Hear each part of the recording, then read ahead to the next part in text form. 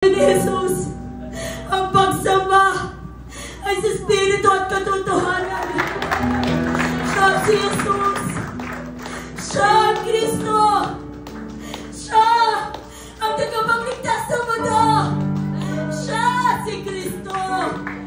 Si Jesucristo lamang. Si Jesucristo lamang.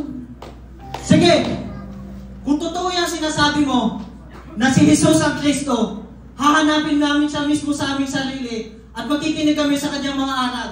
Tara mga kasama. Hanapin natin siya.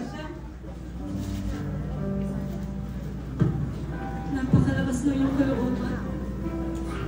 Hindi ka ba natakot sa mga tao, sa mga panghusga nila nung ipahayag mo si Kristo?